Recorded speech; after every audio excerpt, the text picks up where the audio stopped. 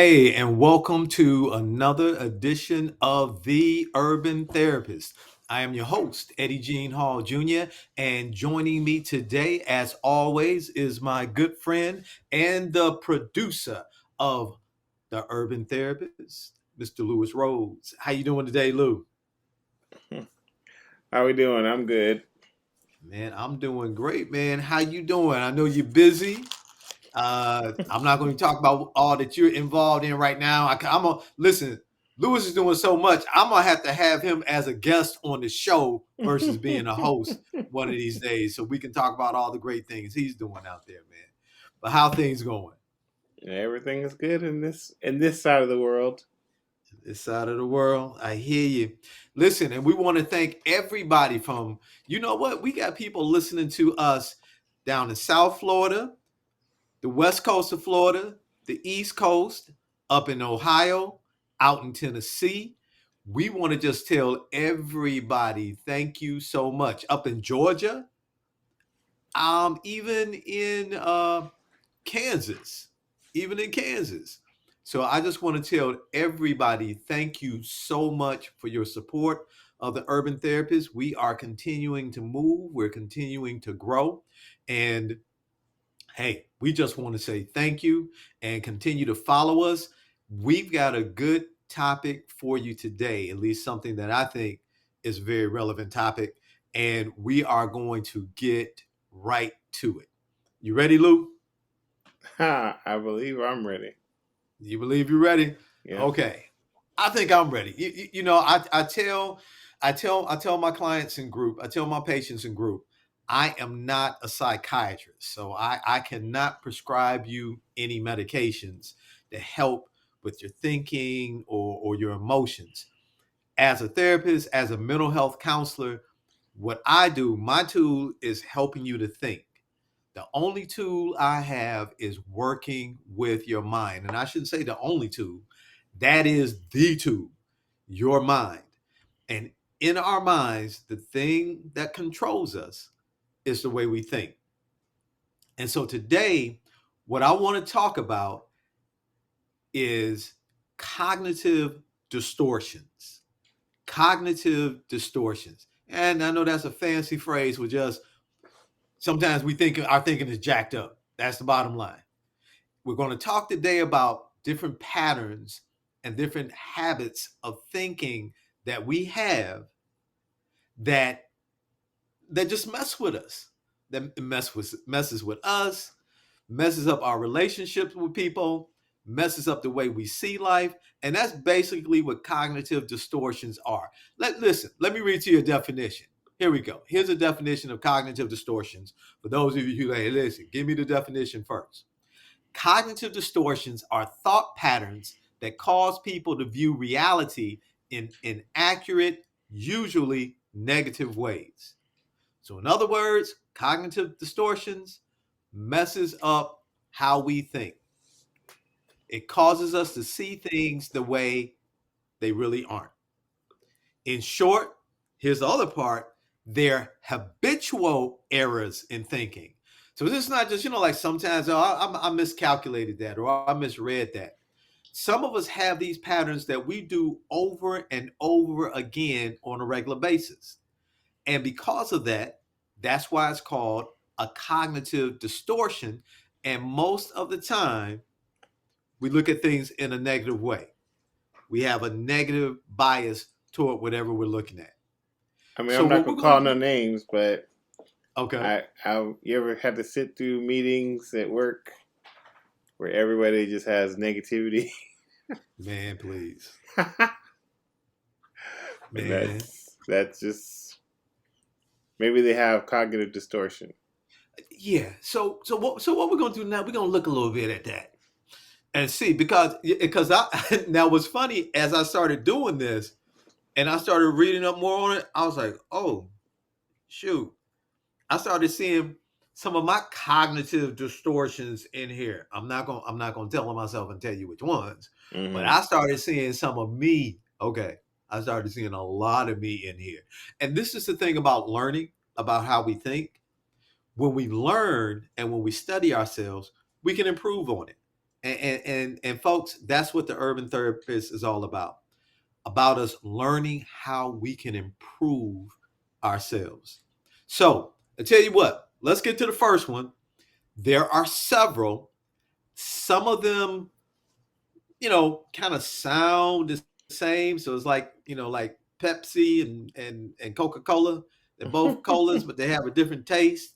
So, you got me. Now, this first one is called magnification and minimization. And I'm going to slow down on some of these words because I know I'm going to get tongue tied. But the first cognitive distortion that we're talking about is magnification and minimization.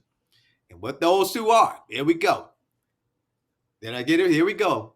This cognitive distortion involves placing a stronger emphasis on negative events and downplaying positive ones. That's magnifying and minimizing. We focus on the negative instead of focusing on the positive. And there's a good example, a perfect example on the screen for you right there. It's like, as and I've done customer service. I've done that when I was working for DCF, and I had to take people's calls. And they said, "Listen, the customer service representative who only notices the complaints of customers and fails to notice the positive interactions is a victim of magnification and minimization." That's a great example right there. You and I, those of us who have a tendency to not remember and focus on the positive things that happen. Like, you can go into a restaurant and you could have been going to that restaurant for years, and the meals have always been great. They've always been good. You go in there one time and the chef is all, I'm not going back in there anymore. Or maybe you're dealing with your spouse or your significant other, and usually things are pretty cool, and maybe just today they had a bad day, and instead of focusing on all the good days that you all have had together, you just focus on that one bad day, and then you think every other day with them is going to be the same way. This is minimization. I'm sorry, this is magnification and minimization. So what this one is when I put a stronger emphasis on negative events and downplay positives. That's like, if, I've heard, like, when somebody has got an award or got a compliment for doing something great at work or with the family, and they play it down. But if something happens at work and the boss brings up where you forgot to do this or you forgot to do that, that's all that they want to focus on. So this is where we got to check ourselves. Do I magnify and minimize? That's one cognitive distortion. Here's the next one. Okay, hey Lewis, can you do me a favor? Come back on the screen for me. Yeah, I'm serious. Come back. Yep. I want you to say catastrophizing because I know I am going to jack that up. I even tried. Well, I'm not sure if it's catastrophizing or catastrophizing. I mean, because the word is built on the word catastrophe, right?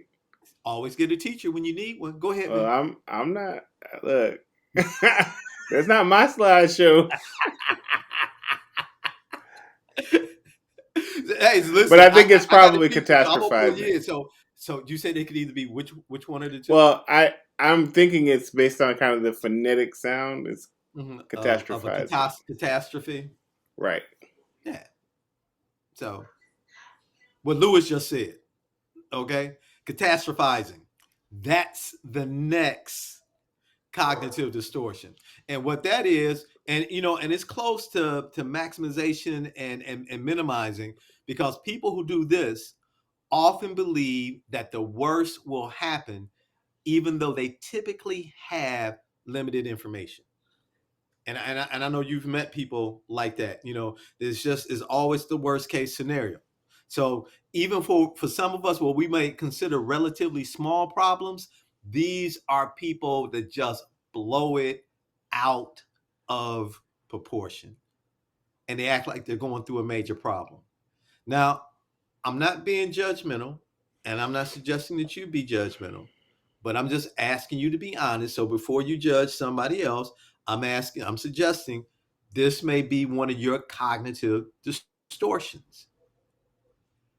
Blowing things out of proportion and believing the worst will happen before you get all the information. It's like, can you take your car? Well, no, I don't want to use that example, taking the car to the car dealership, because that one usually, yeah, that's always a catastrophe, no matter what. But okay, here's a light. Look, again, you go to the restaurant. I must be hungry because I keep using these food scenarios. You go to the restaurant, you order your sandwich with pickles. They forget to put the pickles on there, but they put everything else on there that you want. It's the lettuce, the tomato, the Right. cheese, the cucumbers, the Right. honey mustard. They put everything, but they forgot the pickles. Right. And since they forgot the pickles, oh, I can't believe they forgot the pickles. What kind of place is this? What kind of restaurant? I done paid all my money and I got all pickles. Right. Dealing with each other,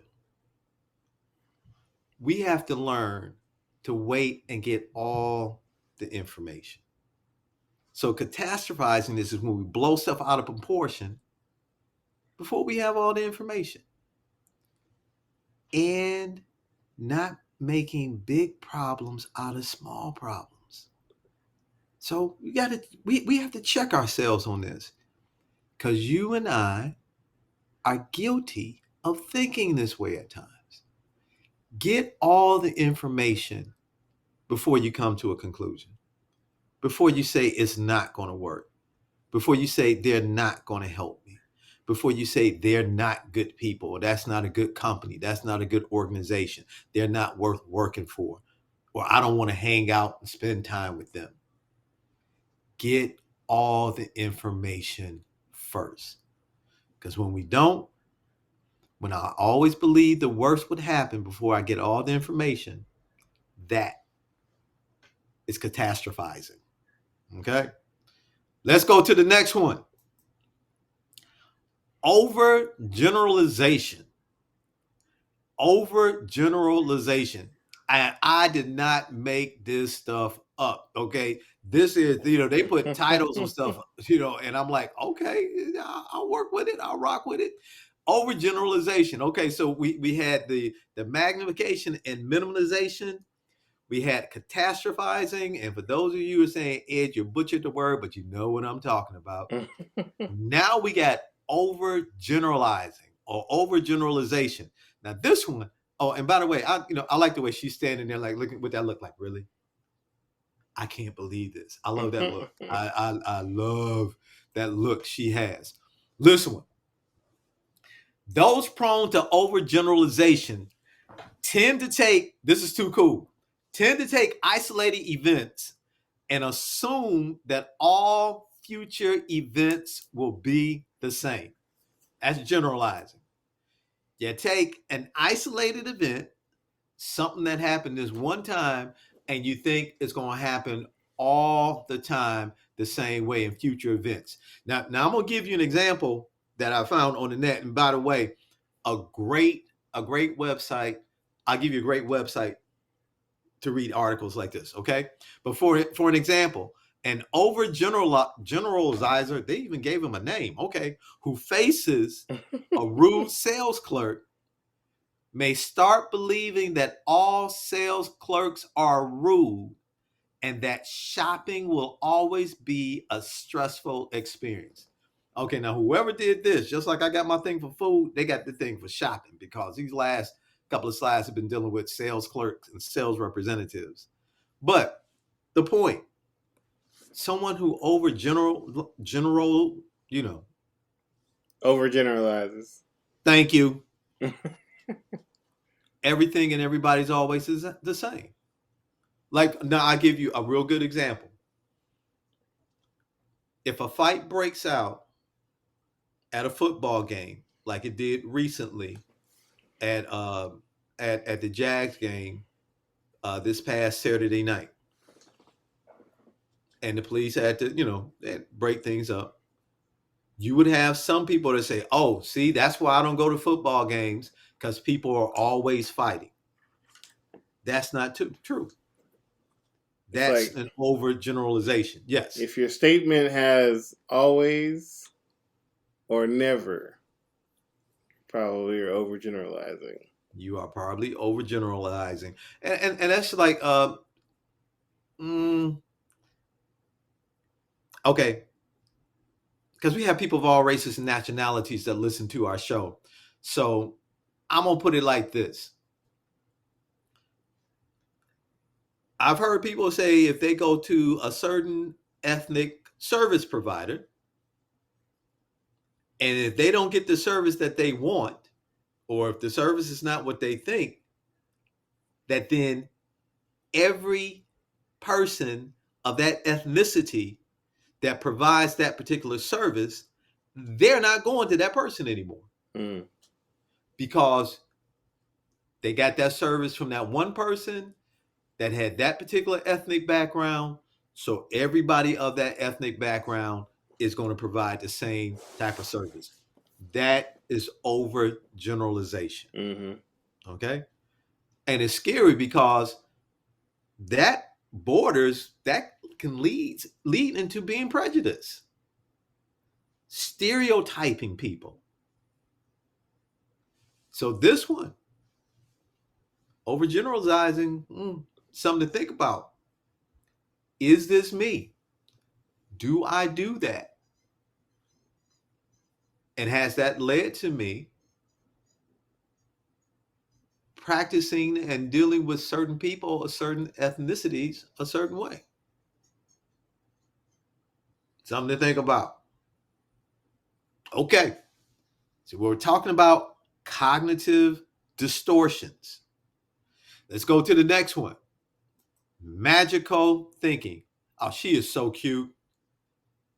When I saw that and she was laying on that tree, you know what it made me think of? It made me think of one of those Lord of the Rings movies, and because they just had the little people just doing everything. Not that she's a little person, but I mean, she really looks like she's in a different world.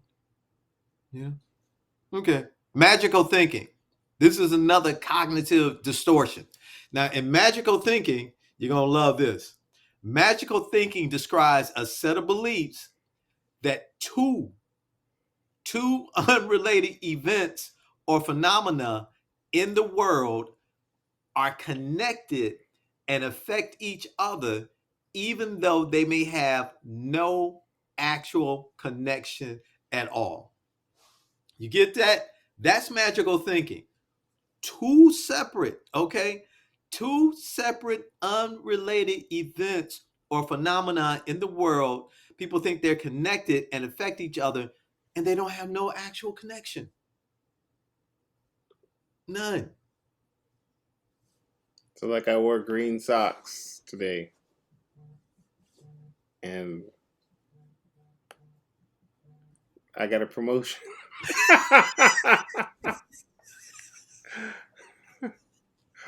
So I'm like, those must be my lucky green socks. That's it. That's a great example, man. And that's magical thinking. And when I was reading up on it, it's natural for little kids, and children for us to think that way. But the thing is, as adults, we slide into this type of cognitive distortion and this magical thinking of um like I love it. I gotta leave it at that, man. I like it. The green socks, you know, Lucky or Charms. or because you kicked the dog the day you had a flat tire when you went down the Oh, street. right, right, You know, right, you kicking the dog didn't have anything to do with you getting a flat tire unless the dog snuck out the house while you was getting ready. right. This is magical thinking. And the reason we're talking about cognitive distortions like this is because what happens, these cognitive distortions create stress and anxiety. Because when I start thinking something that I did created an event. Oh, thanks for the next slide. Someone who may believe that performing an action can stop a certain event. What makes the thinking magical is that the two elements, the action and the event, have no logical connection. Yo, we're getting ready to go into the height of football. We're getting ready to go into football season. And I'm sorry, just because you're cheering at home in your team's uniform, it's fun. It's fun. But it is not going to make your team win or lose. And because you wore it did not mean that's why your team won. I'm sorry, but enjoy the game. But this is what we're talking about when we talk about magical thinking. I used to have people used to say, they would sleep when I was in school. Oh, I heard if I sleep with the book up under my pillow, when I wake up in the morning, I'll have all the information for the class. I never tried that, but I've heard people say it is magical thinking. Those are light examples. But if you stop and think about it, you can figure out for yourself where some of these cognitive distortions you have had or you have performed in your life. So again, magnification and minimization is one. Catastrophizing is two. That's the second one. Overgeneralization is a third cognitive distortion. And then magical thinking. So, Lou, I think this is a good point for us to stop. You want to do one more? Oh yeah, we got time for one more for sure. We got one time for one more? Yeah. This is a good one. Yeah, and we'll close on this one. Personalization. We're going to close on this one because personalization, I think, causes people more stress than the other three. And I'm going to tell you why. We're going to get right to it. Listen, the next slide. Those who personalize their stressors tend to blame themselves or others for things over which they have no control, creating stress where there's no need to be any stress. That's personalization. You're taking everything on yourself. You're blaming yourself. You're blaming other people for things that you have no control over and they have no control over. This is personalization, and this really, really causes anxiety. Those prone to personalization tend to blame themselves for the actions of others or blame others for their own feelings. Folks, you and I don't have control over what people do. If a person you love or care about or work with want to act or acts a certain way, that's their choice. But when we personalize it and say and think, or they act, well, okay, now I better be careful on that because sometimes people act a certain way because of us, but that's not what I'm talking about. What I'm talking about here is when you want to take on other people's responsibilities and actions and patterns as if they're your fault.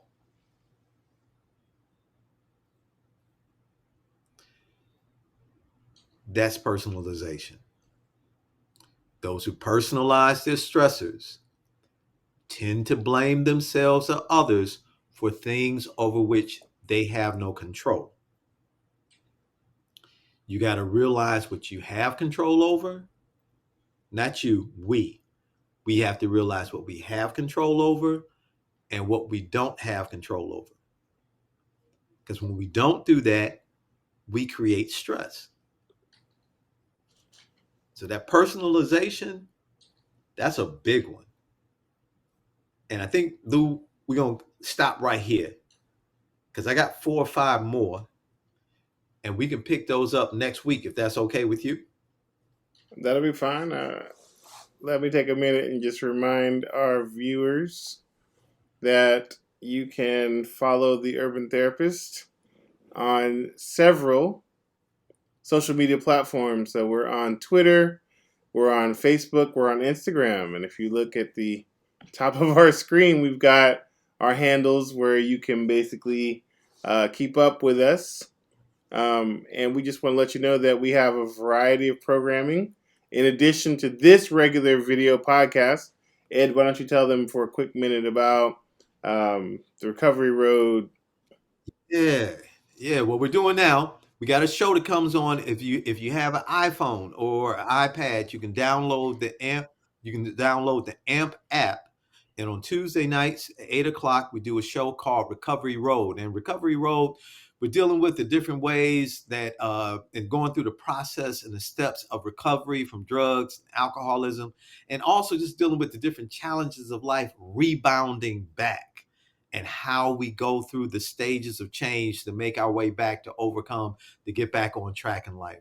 And we do that with a combination of talk and music. And that is on Tuesday nights at 8 o'clock p.m.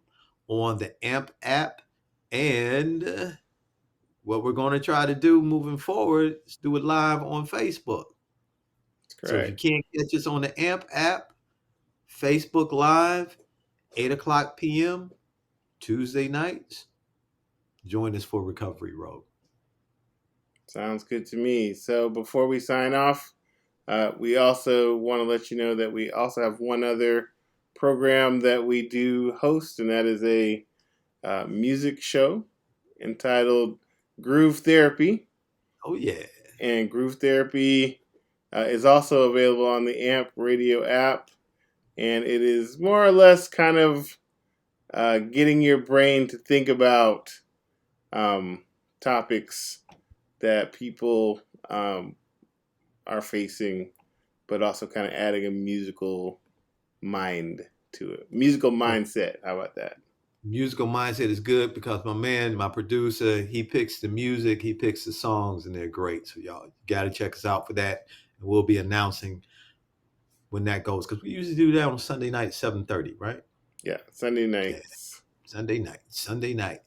And So, it, folks, to keep up with our times, in case they change, just stay connected to any one of our social media platforms, and you can know when different shows are happening. oh yeah, oh yeah.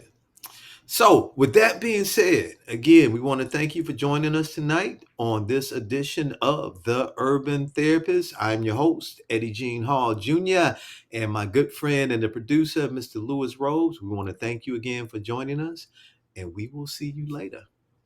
Take care, Take everybody. care.